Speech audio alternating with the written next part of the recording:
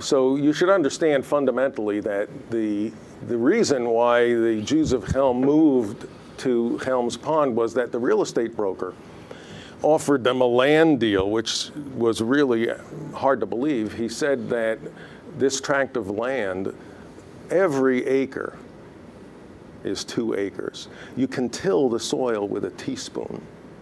And there are not only 4 seasons, there are 5.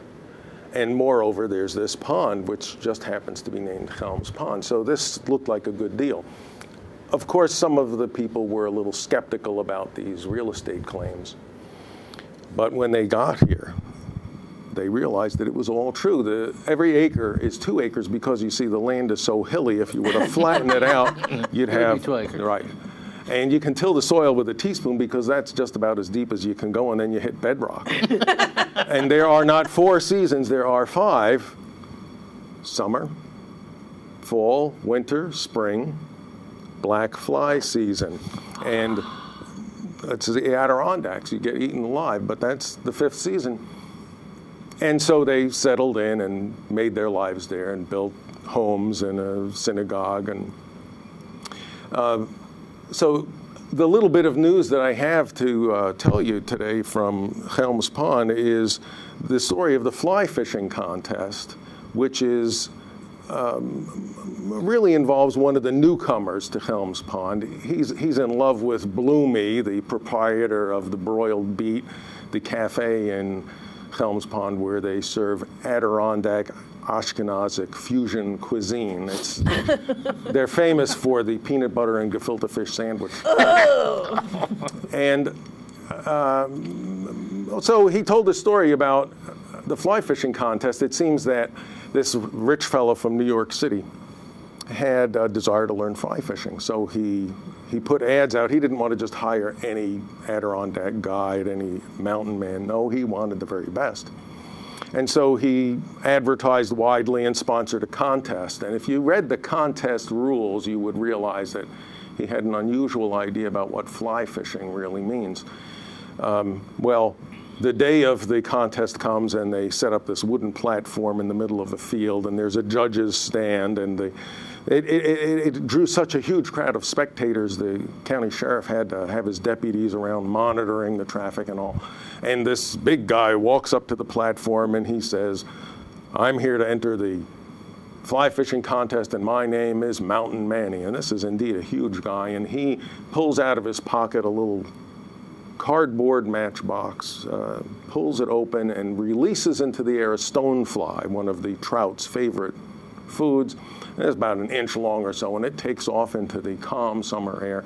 He reaches for his fly rod, and he casts, releasing all of the line, and at the end of the line is this tiny hook, and people get out their binoculars to watch the action, and with one mighty flick of his wrist, he hooks this stonefly, reels it in, and holds it up for everybody to see. The cameras are taking pictures, everybody's watching with their binoculars, and the crowd goes wild. This is outstanding, incredible. And he's ready to collect his prize money and sign the lucrative contract with this rich guy to teach him fly fishing for a full year.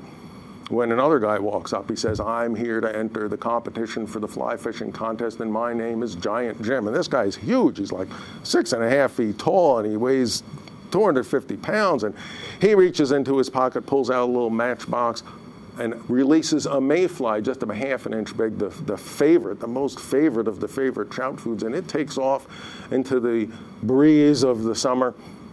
He gets out his fly fishing rod and he casts it back and forth, and he's releasing all the line and pulls up on the hook and catches that mayfly, reels it in, and the crowd is just, they can't believe this. This is incredible. And he holds it up so everybody can take their pictures.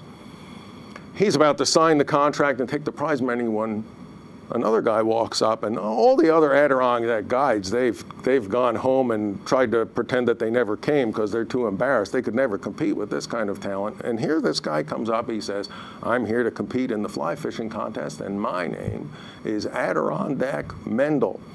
And he gets out from his pocket a matchbox and he releases into the air this no-see-um. Now, you know, a no-see-um is a little fly. It's only maybe 1/4 of an inch. and it's called a no-see-em because you can't see them. In the wild, you know, if you ever see all of a sudden somebody like runs off the trail and jumps into a lake, it's probably because they ran into a swarm of no-see-ems. These are like little tiny invisible flying piranha. They just eat you alive. He releases this no-see-em into the gusty wind of the summer and gets his fly fishing rod and casts back and forth, lets out all the line and flicks his wrist back, reels the line in and stands there proudly. Meanwhile, everybody's got their binoculars out on maximum. They're watching this no-see-em. It's still flying around. He's standing there so proud. The judge says, "But Mr. Adirondack Mendel, your no-see-em, it's still flying around." He says, "Circumcision is not meant to kill." And that's how Adirondack Mendel won the fly fishing contest.